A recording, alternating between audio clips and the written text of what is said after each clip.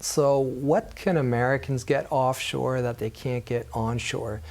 I would say it's really two areas that are critical and I think should move you to consider going offshore and to build an international part into your overall wealth plan. One part is the fact that just by adding international, you're really raising that level of asset protection. There's plans that combine onshore and offshore elements of planning, so that is possible as well. For a lot of people, it's not necessary to send all of their assets overseas, obviously. But by going offshore, you're basically making it harder, in general, for predators, for plaintiffs to get to your assets. Frivolous lawsuits are something you need to be concerned about, and you can make it a lot harder for so-called predators to get to your assets. So what you've built, the wealth you've built for yourself and your family is something you want to protect the best possible. That's where offshore can add a level of protection.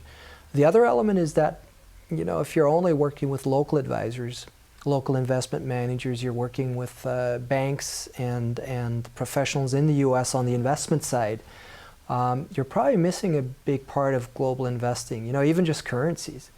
International currencies, international investments, funds that are not available to U.S. persons generally.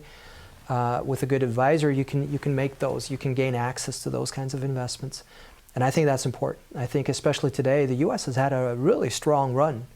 Markets, I think in the U.S., S&P definitely has been going very well for a long time.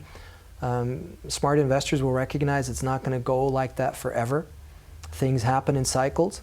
And we're coming to the end of that cycle, in my view. And on a bigger scale, I think this is a good time to prepare and protect on the downside. Overall, I think there's a third element, which I don't want to sound like a doomsday sayer or a fear mongerer, but historically, if you look at history again and again, it's always been a good policy to have part of your wealth outside of your jurisdiction, because you never know what really happens in your jurisdiction. You can tell stories of Germans, of Czech people, of people in Iran that they had to leave the country quickly and start from scratch. Now, I was kind of hesitating to touch on that topic because I'm not trying to say that is the case in the US, but you never know. And I think it's important to prepare. That's what risk management is all about. So if we're talking about wealth preservation, wealth protection, you want to prepare for those kinds of risks.